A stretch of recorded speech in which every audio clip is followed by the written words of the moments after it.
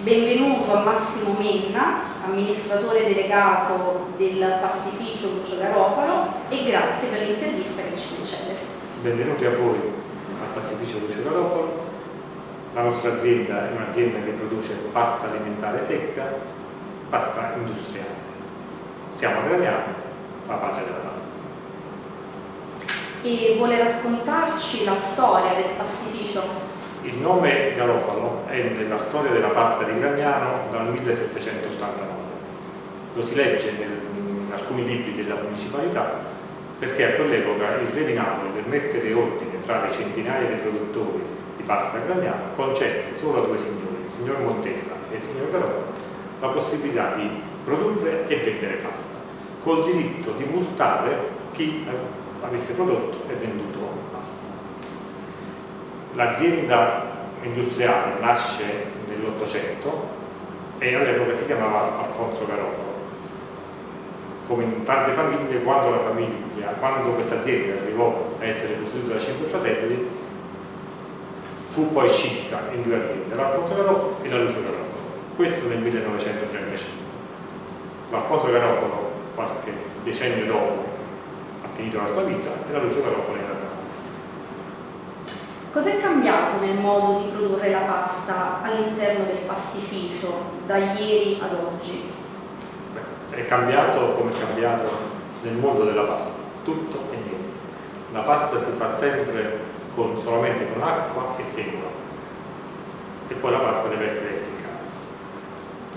Quindi 150 anni fa si essiccava all'aperto, stendendo gli spaghetti sulle canne, e questi spaghetti venivano messi all'aria aperta per essere essiccati. Oggi gli spaghetti si producono sempre alla stessa maniera, con acqua e semola, si stendono in maniera automatica su delle canne e vengono essiccate in dei tunnel di essiccazione. Quindi sono cambiati i mezzi, ma il processo è rimasto lo stesso.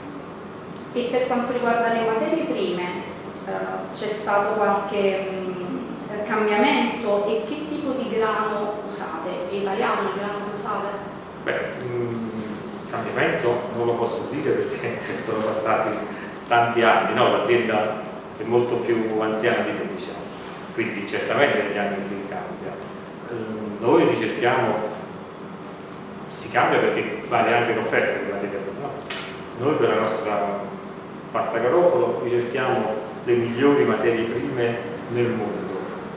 Quindi la maglia, la bandiera di queste materie prime per noi non è importante.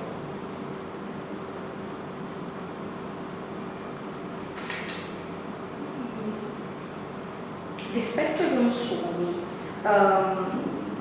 lei ha notato un cambio per quanto riguarda proprio le richieste dei consumatori, e queste eventualmente sono legate anche a un cambiamento di contesto sociale, di tessuto sociale?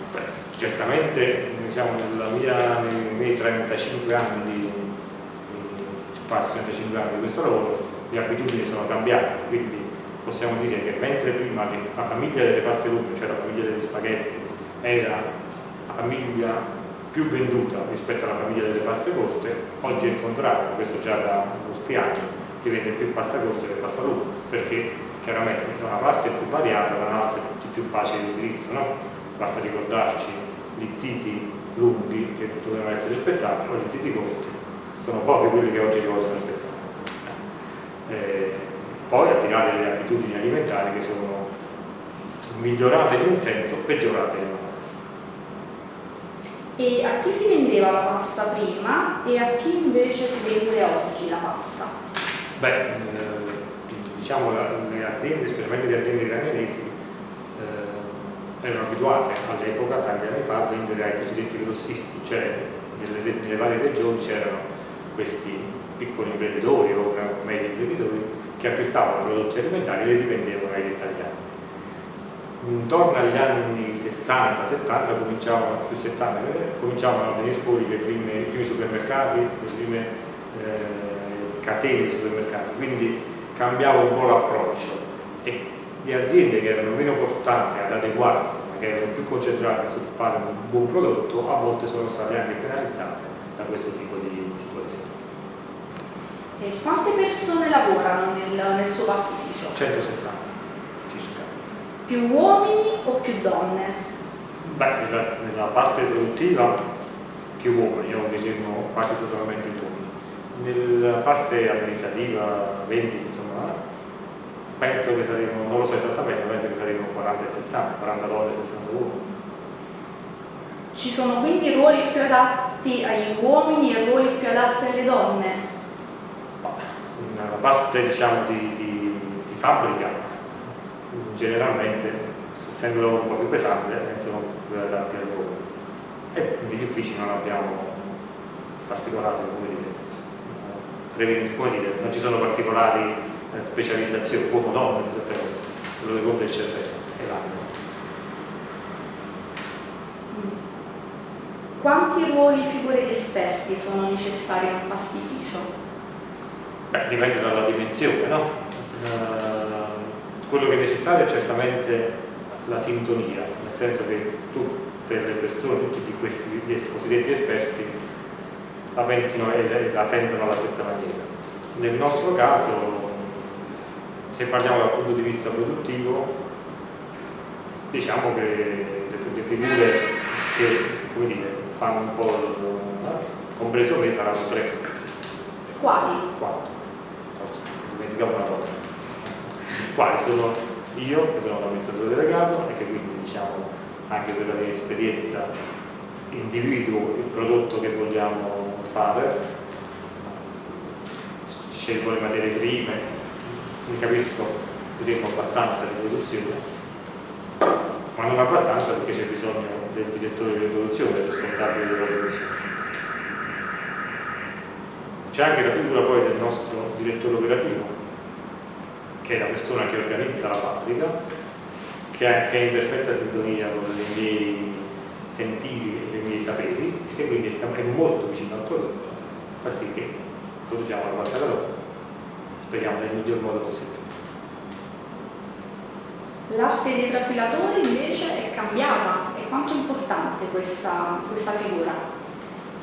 Ma se per trafilatori intende chi producono, coloro che producono le trafile, o che intende per trafilatori? L'artigiano che produce le trafile. Allora, quelli che producono trafile sono ormai aziende, diciamo, sempre aziende familiari, dove c'è anche in questo caso bisogno della persona che abbia la giusta sensibilità. E certamente è importante, perché la trafila è quella che raccoglie l'impasto e lo fa diventare pasta. Se lo fa diventare pasta in forme sbagliate o lo maltratta troppo, rovina il prodotto, non ti dà un giusto risultato. Perché si usa la trafila in bronzo? Allora, le trafile tanti anni fa erano in rame ed erano molto piccoline. Nel tempo, aumentando la dimensione dei macchinari, le trafile non furono fatte più in rame ma in bronzo, perché il bronzo era più resistente. Aumentando ancora la dimensione dei macchinari, siamo già nell'epoca moderna, diciamo, con le linee continue di produzione, si sono fatte trafile di bronzo e alluminio. E il prodotto attraversava fori che erano fori nel metallo e quindi vediamo il prodotto ruvido, quello che oggi vediamo, no?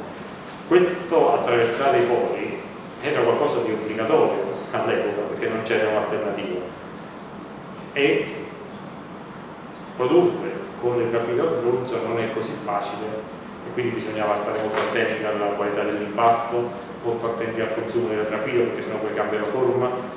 Se sbagliavi veniva un prodotto troppo bianco perché è troppo ruvido e quindi non bello poi all'apparenza. Consumi delle trafile molto veloci, quindi a un certo punto furono inventate le trafile al teflon, cioè ricoprire la parte, il foro di un materiale plastico che è il teflon. Questo rendeva la produzione un po' più facile, la durata delle trafile maggiore e il prodotto più, tra virgolette, costante, e quindi per certi più bello, per certi meno bello. E quindi la pasta alimentare veniva secca, veniva prodotta con trafile di teflon, viene ancora prodotta con trafile di teflon quasi da tutti. Chi vuole conservare quella apparenza e quella sensazione che vi dà la trafila al bronzo continua a usare trafile al bronzo. Voi che trafila usate? Per la pasta garofalo usiamo trafila al bronzo. E invece quanti formati di pasta avete realizzato sinora? Oggi la linea garofalo è di circa una novantina di formati di pasta, ma diciamo ne produciamo anche di più, perché a volte produciamo anche per altri marchi nostri. Quando ho cominciato a lavorare, non mi ricordo se erano 160, 170 formati. Chi inventa i nuovi formati e a che cosa si ispira? Non lo so, perché noi non inventiamo nuovi formati.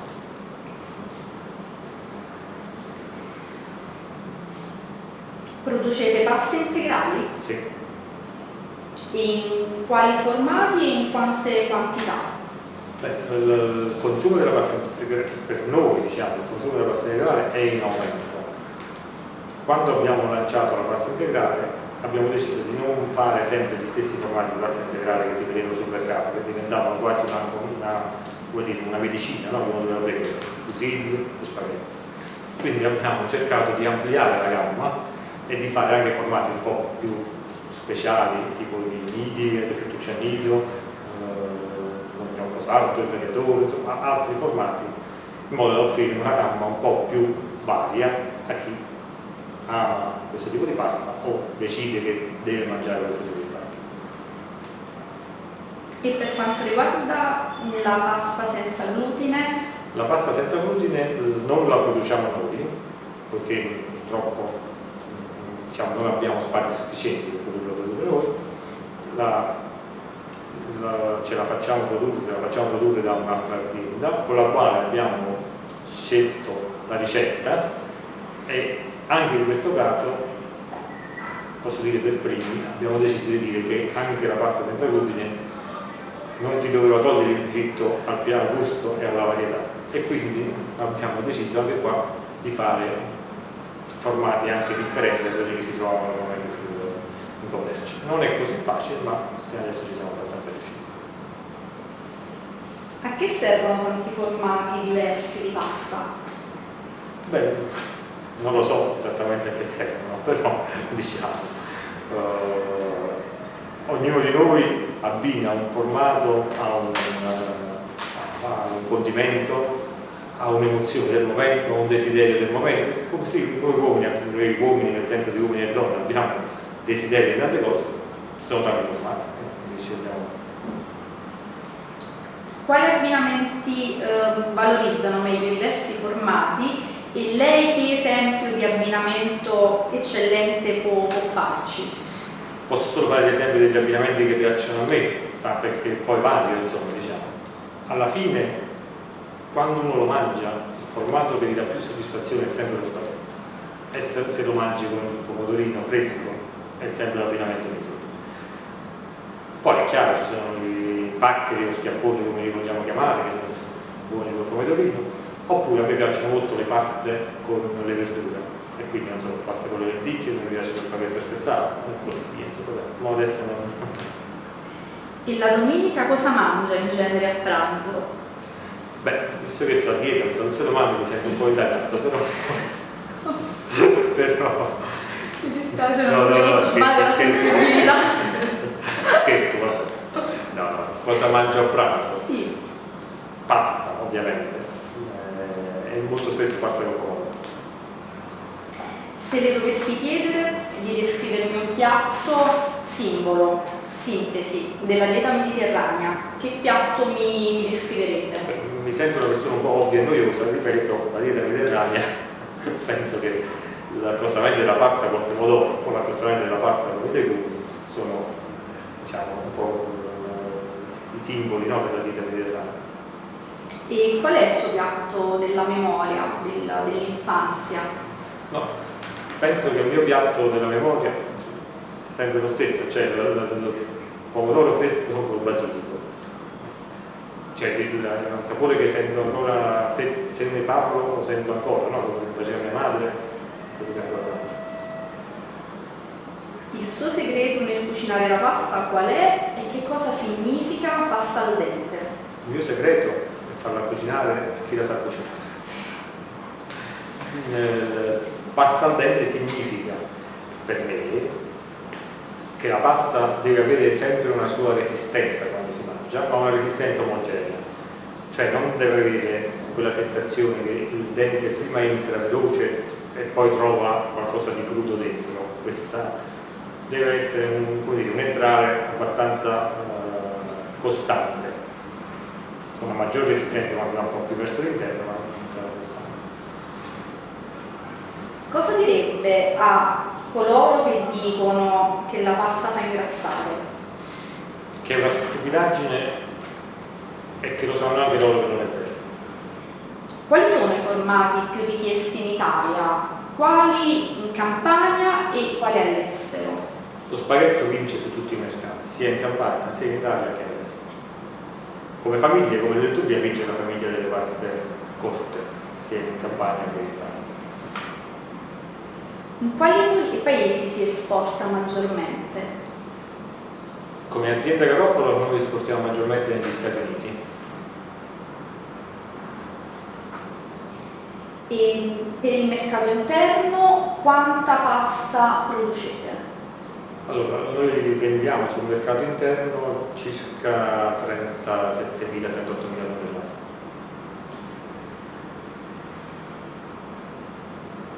Qual è il segreto della pasta di Gragnano?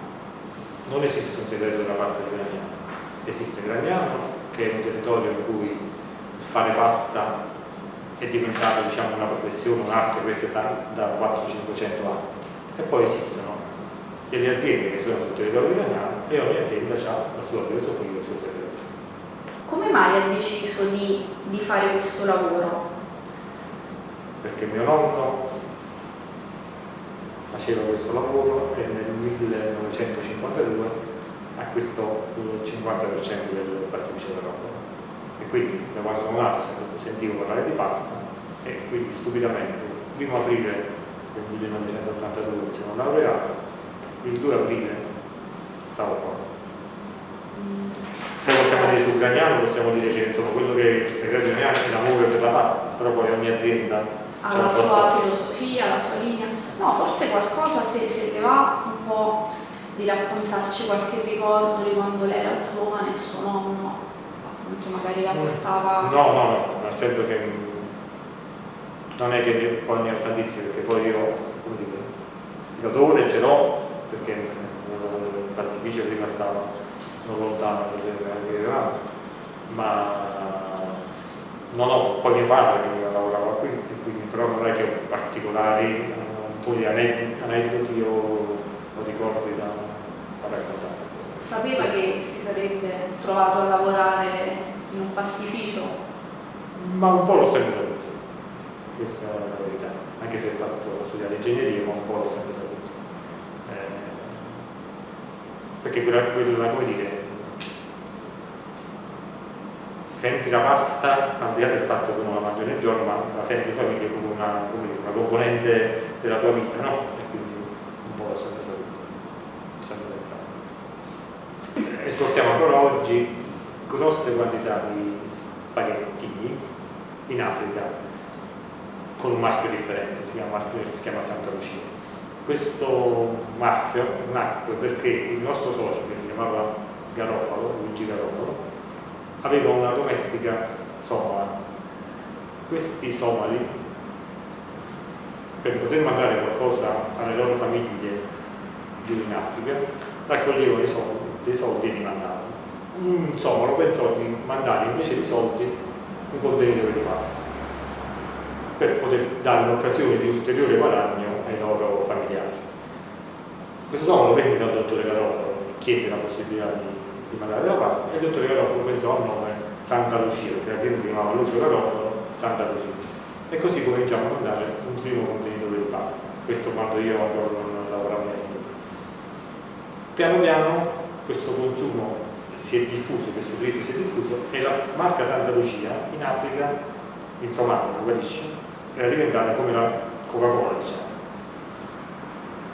Quando fu chiuso per la guerra civile il porto di Mogadiscio, noi pensavamo di perdere completamente questo lavoro.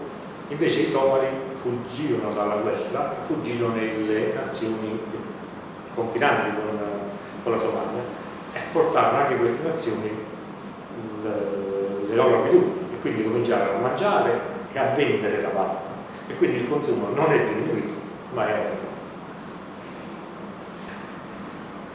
Come le dicevo prima, negli anni 60-70 l'azienda Garofalo era un'azienda bravissima a produrre, ma poco brava dal punto di vista del marketing e del commerciale. Quindi mano a mano che i grossisti o finivano l'attività perché venivano soppiantati dai supermercati, l'azienda Garofalo ha perso negli anni 70 la sua presenza sul territorio nazionale, rivolgendosi piano piano ai mercati esteri, perché era più facile sui mercati esteri produrre bene e demandare all'importatore tutto quello che erano le politiche commerciali.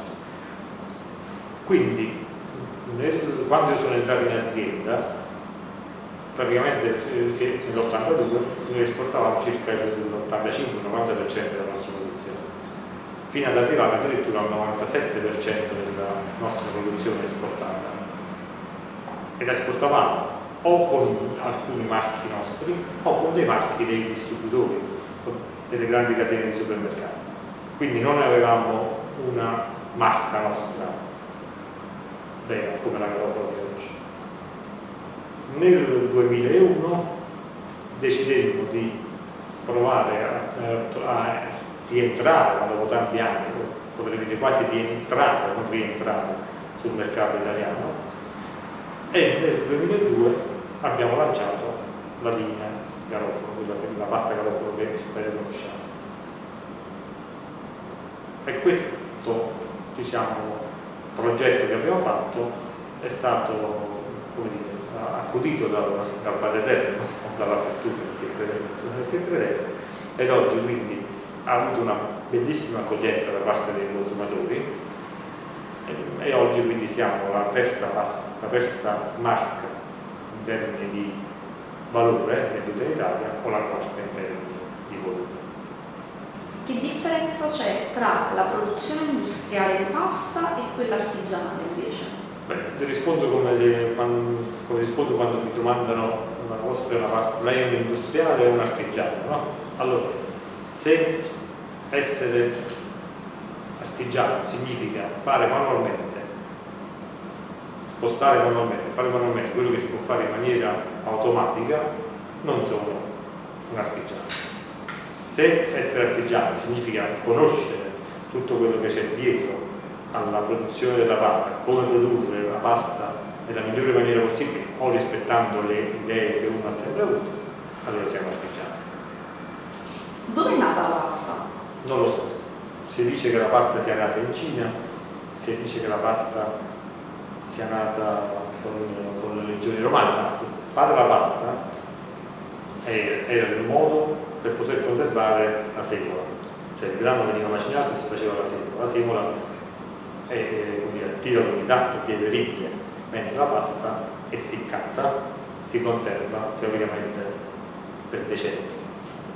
Infatti c'era il famoso racconto, che non so quando si aveva, che gli antichi romani impastavano questa semola con l'acqua, ammaccavano, quindi maccarone, facevano delle strisce, se le mettevano i legionari sulle spalle, che cambiando queste strisce si essiccavano. Ma penso che sia una leggenda, perché poi mangiarla non sarebbe stato molto attraente. Qual è il segreto della pasta di Gragnano? Gragnano 500-600 anni fa divenne la culla della pasta perché era il luogo ideale dove produrre pasta. Perché? Perché per essiccare la pasta c'è bisogno di un ambiente caldo, ventilato ma umido, perché la pasta viene essiccata nell'umidità, perché sennò si creperebbe. E Gragnano è sottoposto ai regimi di brezza marina diurna e notturna, e quindi c'è una ventilazione quasi costante. È un paese soleggiato, si trova al di sotto delle montagne con il mare giù, e quindi si crea quella giusta umidità, e quindi è il luogo ideale per poter produrre la pasta. In più è il luogo ideale per produrre la pasta perché Gragnano è ricca di falde acquifere, di acqua con la giusta durezza, e 500 anni fa quest'acqua non si poteva correggere, no? E quindi le due cose facevano sì che fosse il luogo ideale per fare la pasta. tant'è vero che il corso principale di Gragnano, lungo il quale esistevano tanti produttori di pasta, fu costruito in modo tale che potesse accogliere il vento che veniva dal mare o dalla terra, secondo notte e giorno, nella giusta maniera. Quindi un grazie Grazie a all'ambiente, esatto, al territorio. Allora la ringraziamo Massimo Menna, amministratore delegato del pastificio Lucio Garofalo. Sono io che ringrazio voi perché mi avete fatto parlare delle cose che mi piacciono.